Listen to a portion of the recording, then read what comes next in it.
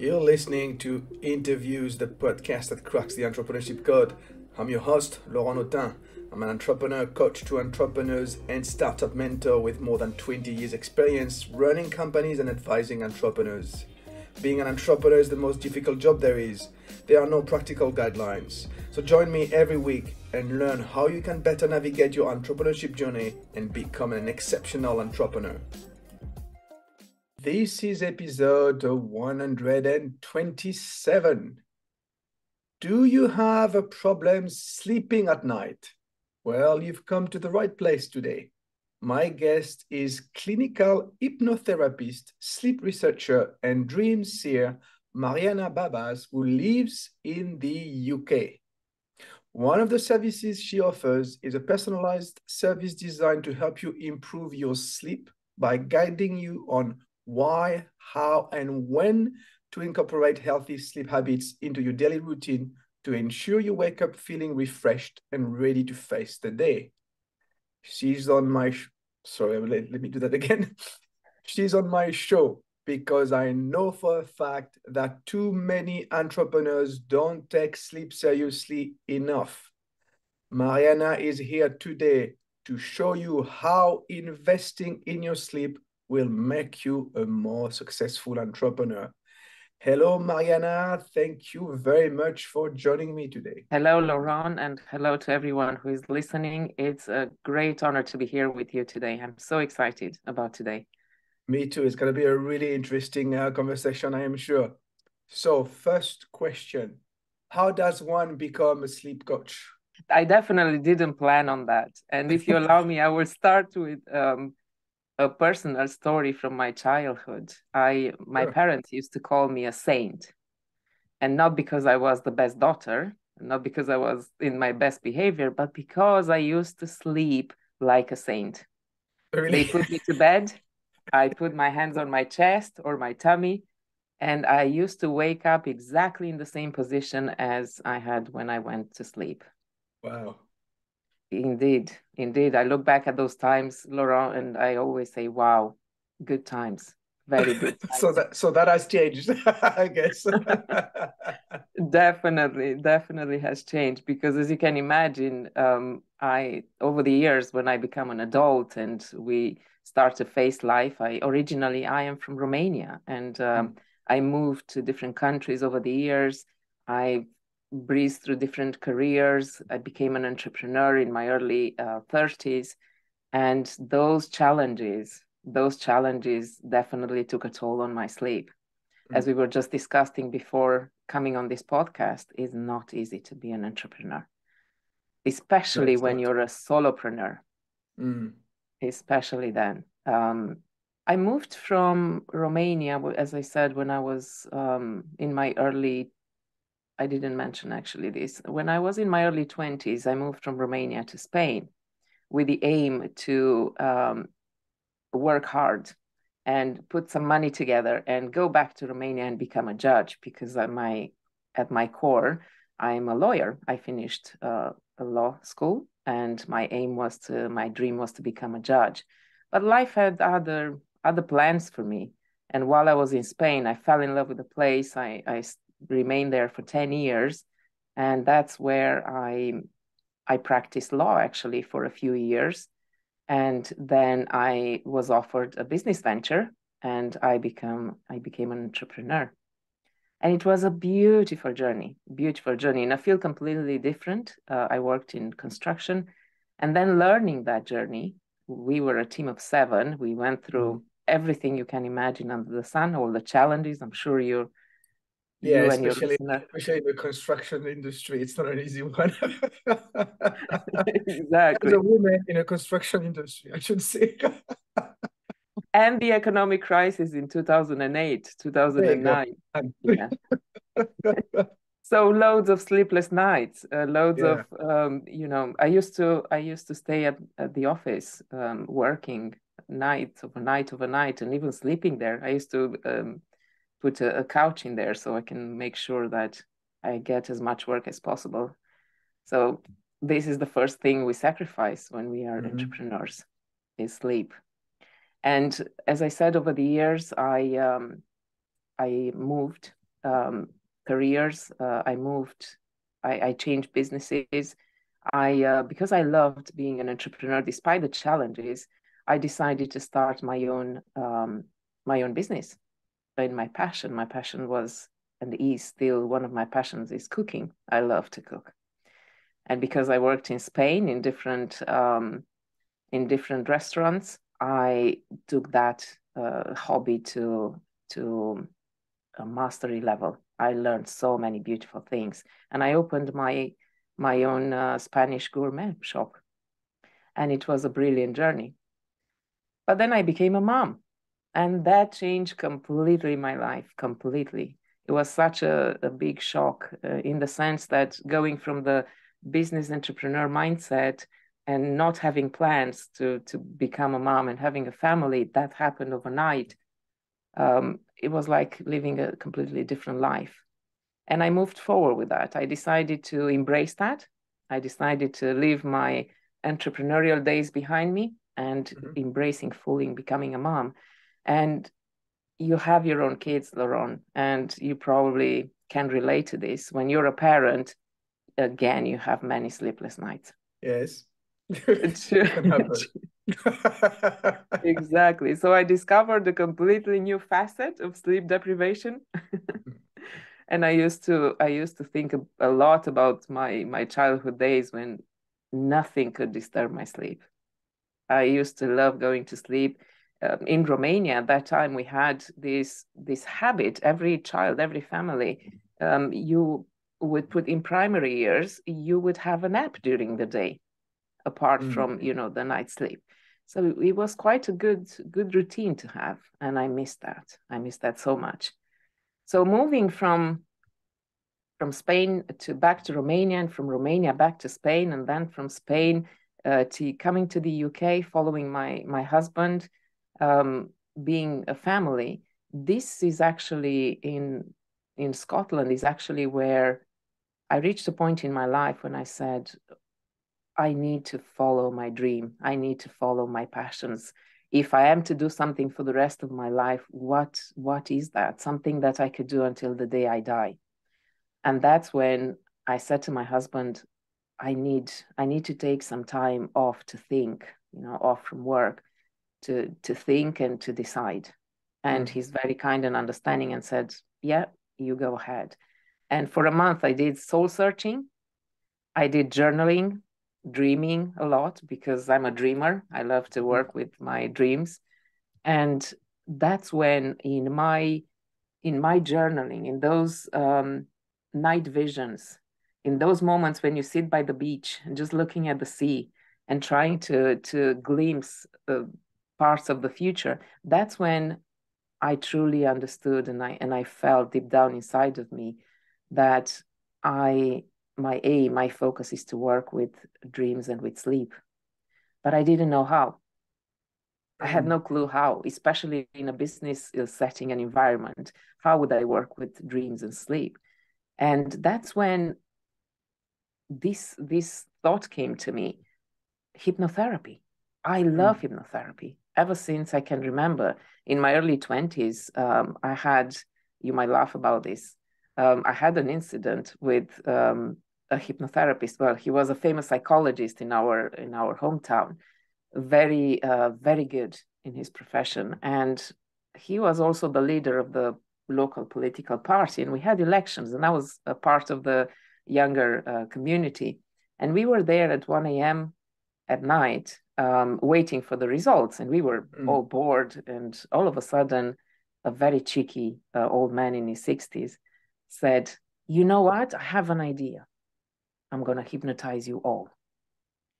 And in that moment, I was the first under the table, pulling all the jackets I could find and putting them on my head, because back then in Romania, that was a taboo subject. Being hypnotized, it was something you didn't want to do. Right. It was something that people felt, hypnotherapists are stealing their secrets or interfering with their mind and stuff like that. And it's so far from the truth. And from that moment on, I was hooked. And over the years, I studied a lot. I read a lot on the subject, went to several courses, but it was all for my own benefit. So I decided to put that in a more professional way in my life, and I did. Immediately after, I found the school, the hypnotherapy school that I trained with in Edinburgh. And to be honest, the rest is history, because I never looked back. The moment I joined the school and started the training, I just knew this is me. This is who I am. And I can tick all the boxes of my dreams and what I would love to do for the rest of my life. And that's how sleep came into the picture. Working with hypnotherapy and the clients, as you know, sleep issues were quite a big part of it. And that's when I decided to embrace that more and more. You found your purpose. It's nice. We have to talk about, the importance of purpose for entrepreneurs, but you're living proof of it. That's what it is. Before we go into more details, I just want a simple question. I just have a simple question for you. What's a good night's sleep? Like in terms of number of hours and sleep quality, be technical here. That's a really, really good question. And I would have to start with saying that it's not one size fits all. A good night's sleep is something very personal. It's a personal experience. And in my view, and from working with clients, this has been confirmed over and over again. It's a combination of sleep quality and sleep quantity.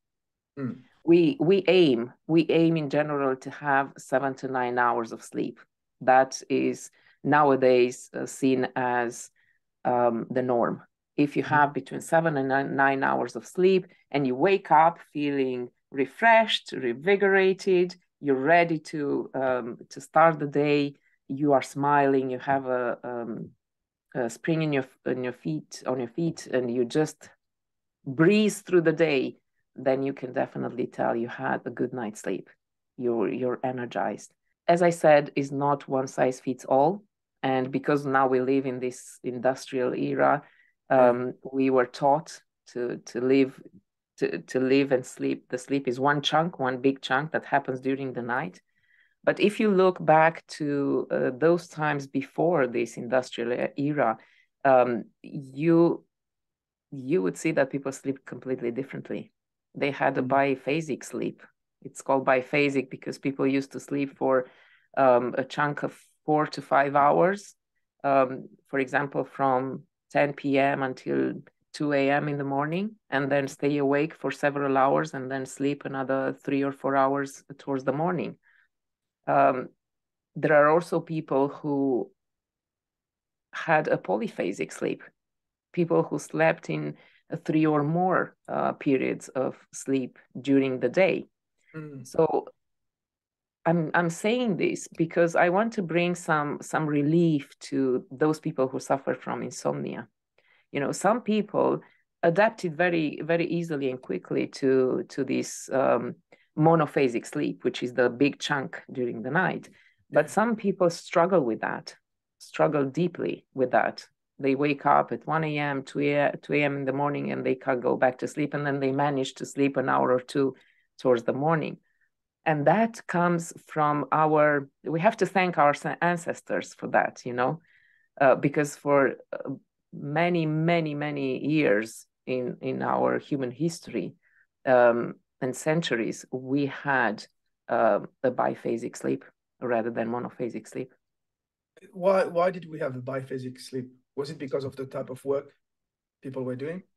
Yes.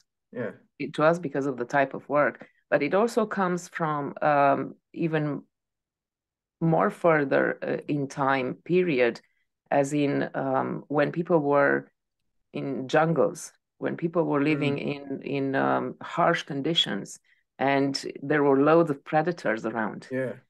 You needed to keep watch. Yeah. You couldn't sleep for 8 hours in a chunk because you were under the risk of being eaten. That's very interesting. I didn't know all of that. And so, this brings me to my next question. You said it yourself. When I was working in the construction company, the first thing I sacrificed was my sleep. Today we hear many successful entrepreneurs like Elon Musk bragging about not sleeping more than 6 hours per night, because they need to maximize their time. Once I saw a video of a famous American TV presenter claiming that one of the reasons people are financially wealthy is because they don't sleep 8 hours per night. So what is the truth here? Why is sleep so important but yet so much underrated? That's a brilliant point, Laurent. Personally, I believe that that's a trend to claim that sleeping only 6 hours a night is enough, or even less than that is enough, and not sleeping is actually a virtue or a strength. It is not. It is not, because now science backs up absolutely everything to prove that sleep is important. Having between 7 to 9 hours of sleep in a 24-hour cycle, again, not in one chunk necessarily, but in 24-hour cycle, is crucial for our well-being, for our physical health, mental health, and emotional health. Because when we are sleep deprived, when people, and I will share with you right now, if you allow me, let's say the worst case scenario I've encountered in my work. Let me ask you, let me first, before that, because I'm interested in that too, but you said something really important here. You said in a 24-hour cycle, we need to sleep 7 to 9 hours. So it's okay, basically, if you sleep 5 hours at night, as long as you can find the rest of your sleep, like 2 to 4 hours during the day. Yes. Very interesting. That I didn't know. This is an option. This is an option, especially for people, for example, who travel a lot for work in different time zones, and they experience what is called jet lag. And they stay there for a period of time, and then they travel to another time zone and back and forth. For those people, it's very difficult to keep a 7 to 9 hours sleep routine is very difficult. So for those people, having this biphasic sleep actually helps them to nourish their bodies with plenty sleep, even if it's not in one chunk. So generally, you would say, yes, generally, we do recommend monophasic sleep. Okay. Whatever that means to you. Some people prefer to go 9 p.m. at night and wake up 5 a.m. and start the day early.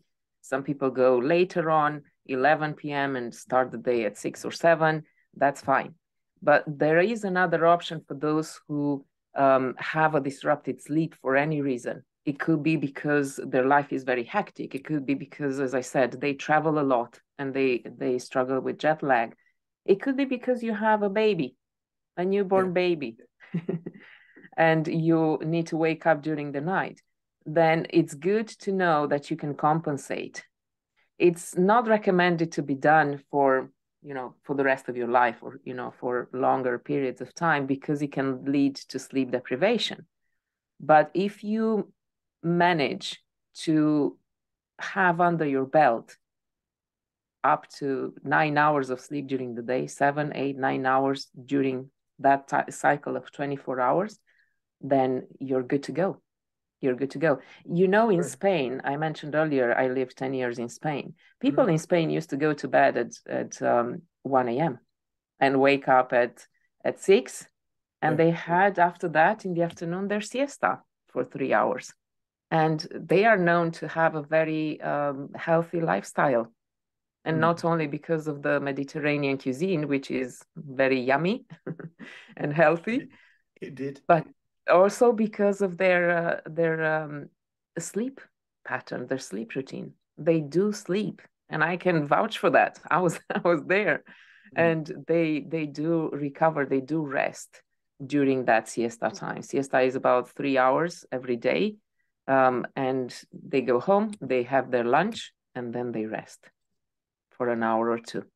This is interesting because you often hear, or I was often told that, you should do like a micro nap, like no more than 30 minutes, because if you sleep more than 30 minutes, then it's not good. You're going to feel tired and exhausted and whatever.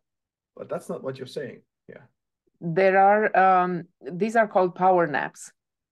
Power naps, Those yes. 30 minutes, yes, those 30 minutes that you mentioned are known for being power naps. And this comes from a practice that airplane pilots used to do, because in those long flights, there are two pilots, and of course it's very tiring. It's a very demanding job, and they need to be at their best. They need to be alert. They need to be focused. They need to be prompt in their reactions if anything happens. So they did a study, and they realized that if they have even a 20 to 30-minute nap, their concentration levels will increase. Their efficiency will increase. So they started to promote what is called this power nap. Even the Japanese, I don't know if you heard this, you probably did.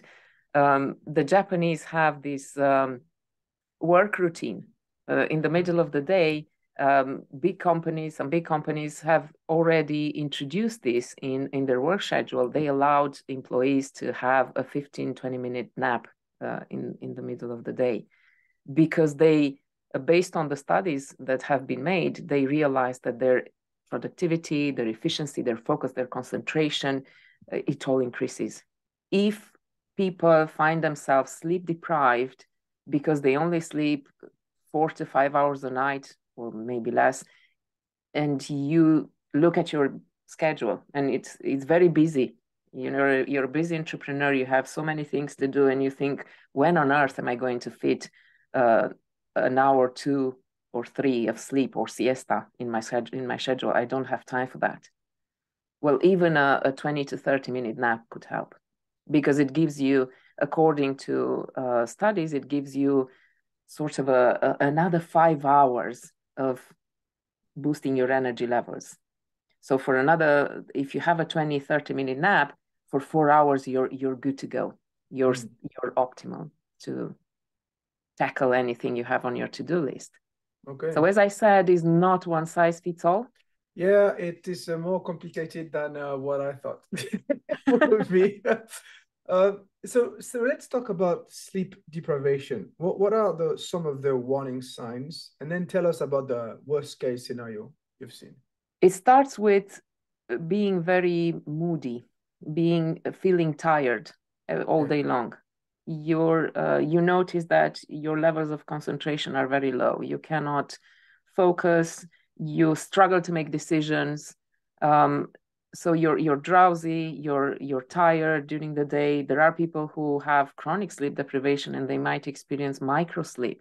Microsleep is when, while you are working or tackling your everyday life, you find yourself dropping your head for a few seconds. Yeah, and that is called a microsleep, when you fall asleep for a few seconds up to a few minutes, and you're not aware of it, and it happens regularly. And I had a conversation with a client last night who started to experience that because of the 3 to 4 hours sleep that he's been having for a long time. He starts to experience these microsleeps. Another one is mood changes. You notice that you go from, you no longer are sailing smoothly through the day, but you have these peaks.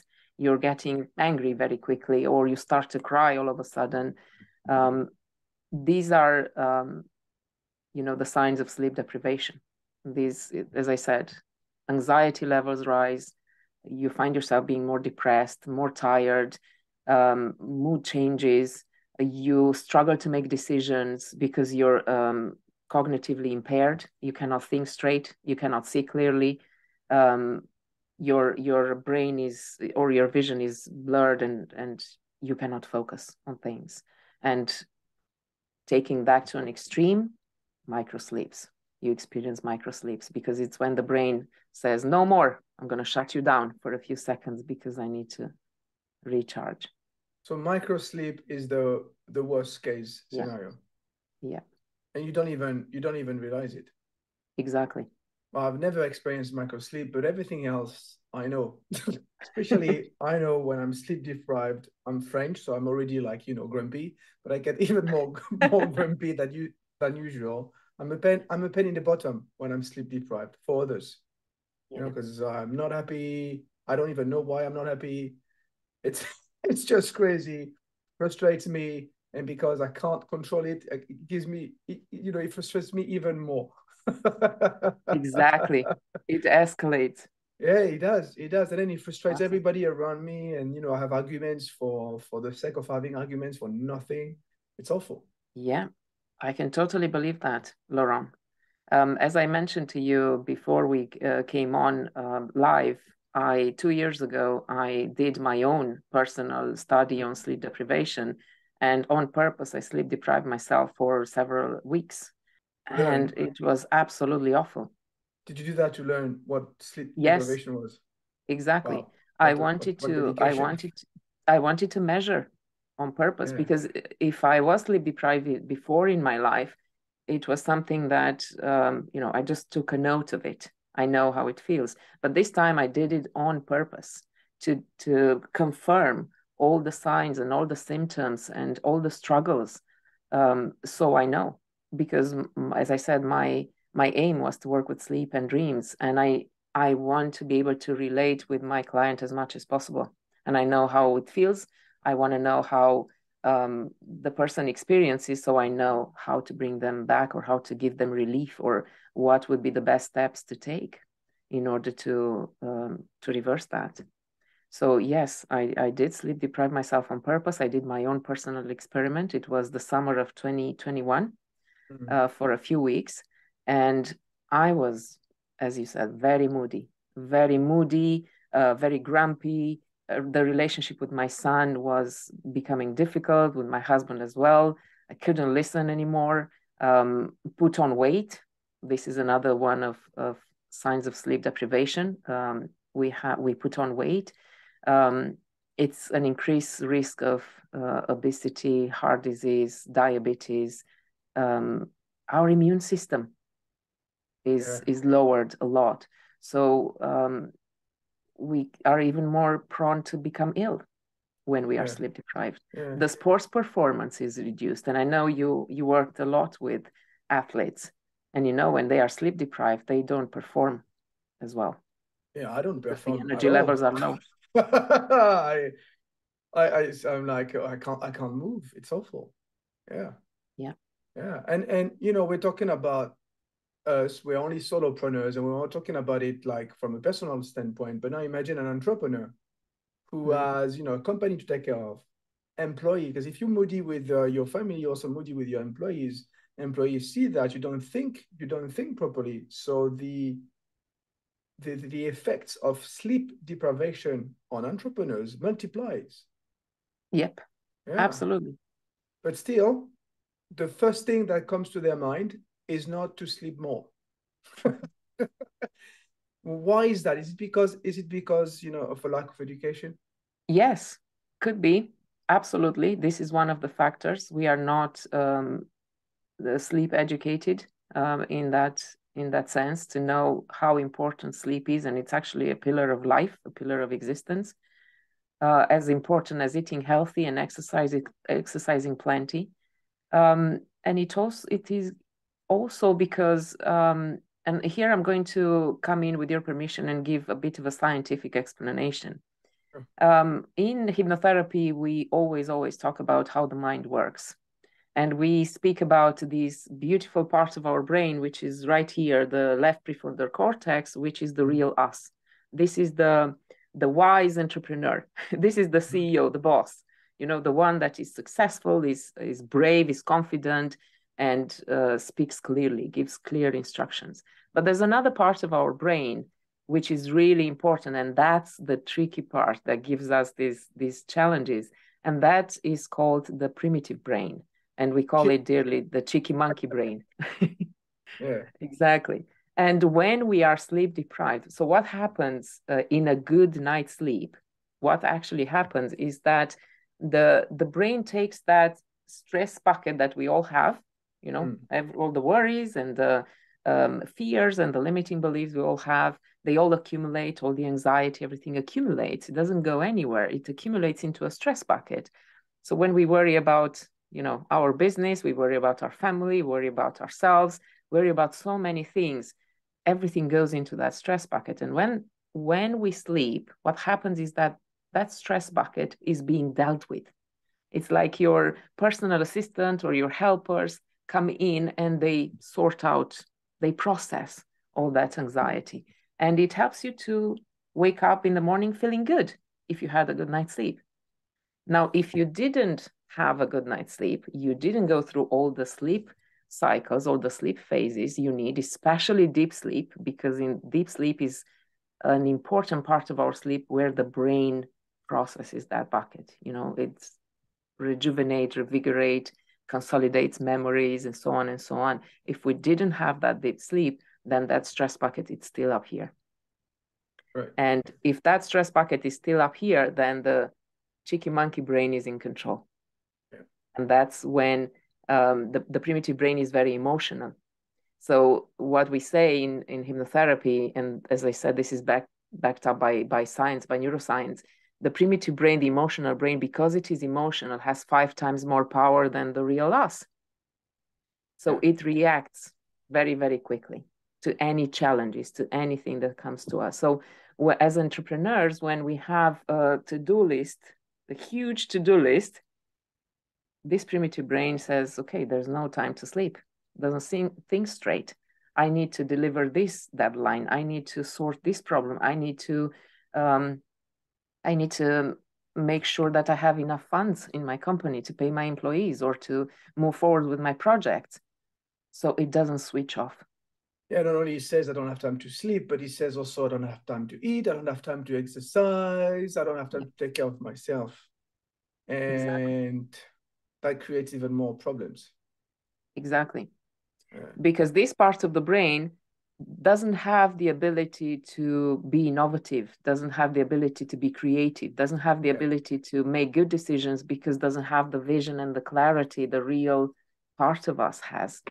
It doesn't have that capacity. Actually, scientists are saying, Laurent, that this cheeky monkey brain is like a 5 or 6 year old brain. You know, is very childish. And it will always throw a tantrum or ask for all those things that you know, wants us to do. And it's very powerful because it is emotional. Well, you know, my podcast is for entrepreneurs, and entrepreneurs who are listening to us now, they've just realized how important sleep is. So they've been sleep deprived. They've been like, you're sleeping like 5 to 6 hours a night, maybe less than that. You know, going through all the effects that you talked about. Now they want to improve their sleep. Where to start? You know, what should they do first?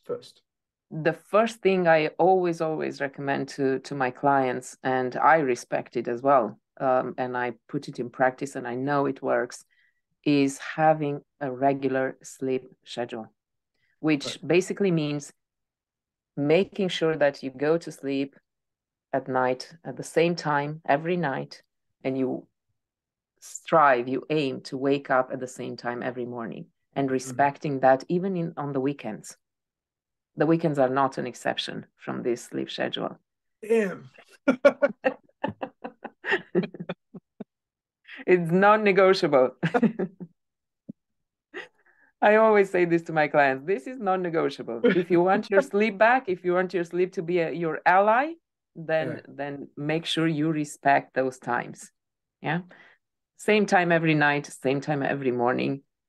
Respect that, and you will notice a big difference in your life.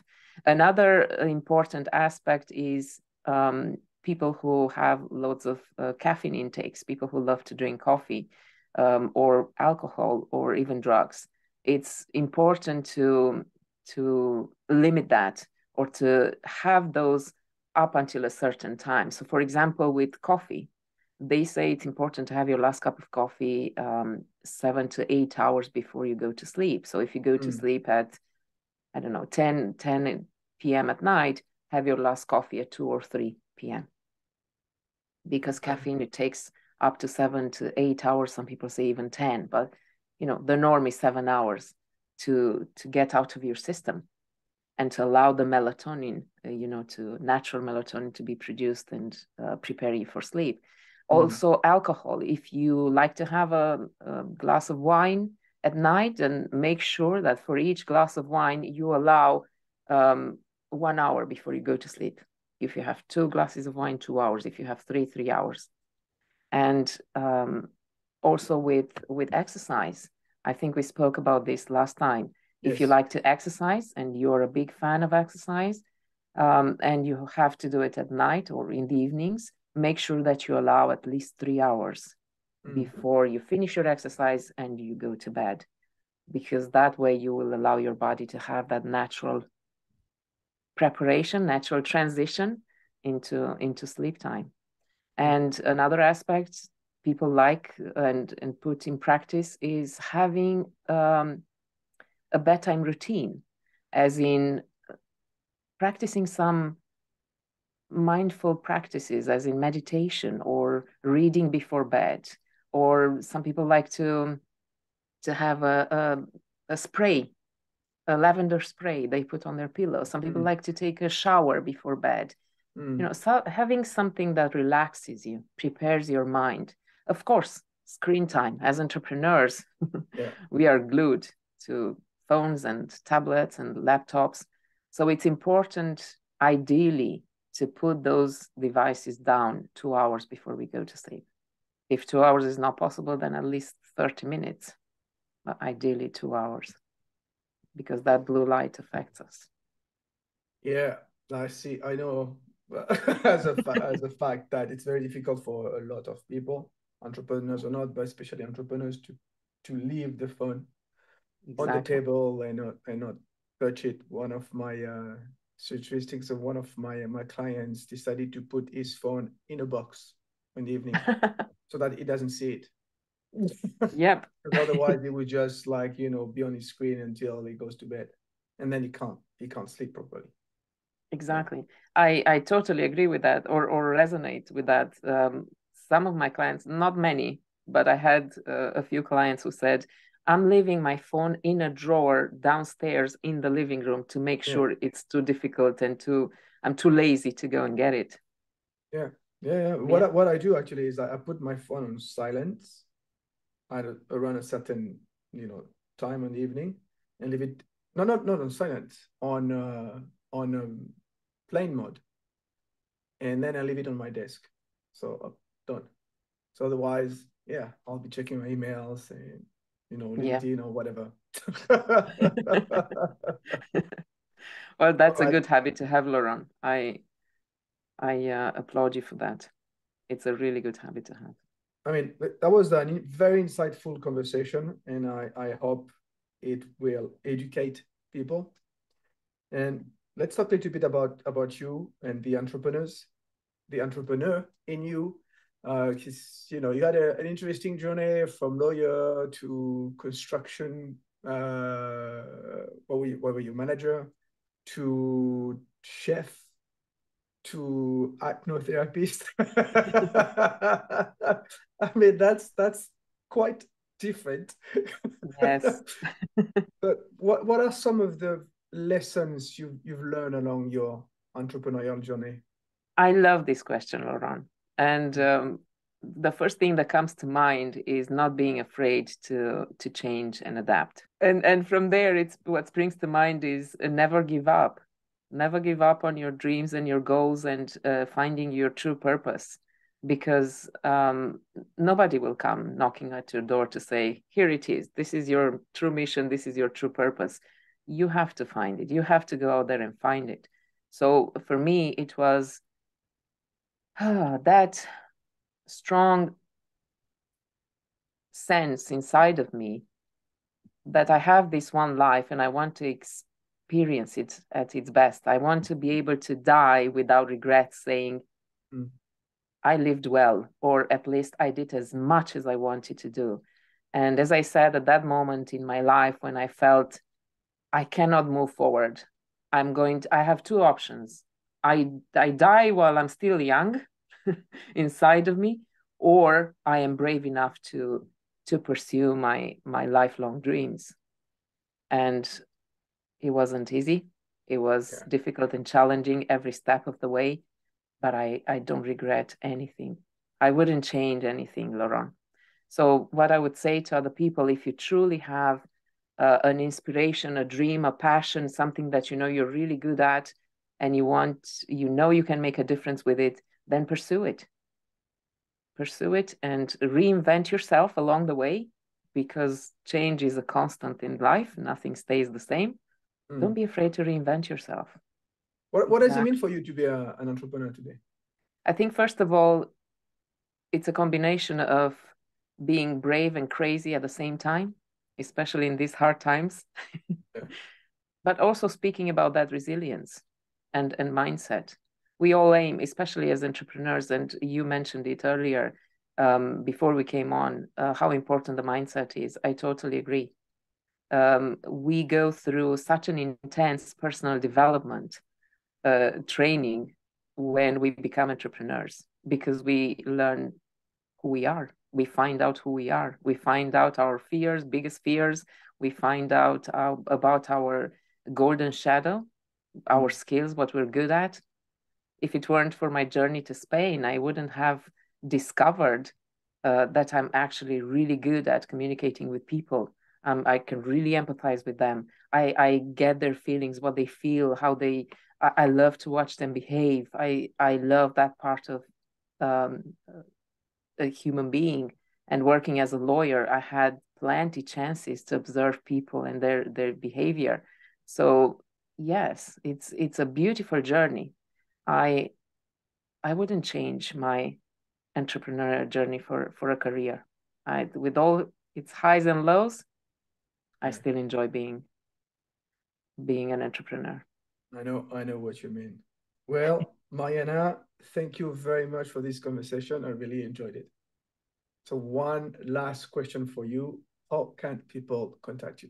Well, the easiest way, I would say, is through my website, iDream, hypnotherapy.com. But they can also find me on LinkedIn. I'm active on LinkedIn and on Facebook. Well, again, thank you very much, Mariana. Thank you so much, Laurent. It's been a real pleasure, and I hope everybody has a good night's sleep tonight. I truly hope that. Indeed. And thank you for listening. Interviews Cracking the Entrepreneurship Code is available on all your favorite podcast platforms. Subscribe now so you don't miss any episodes. See you next time. Bye for now.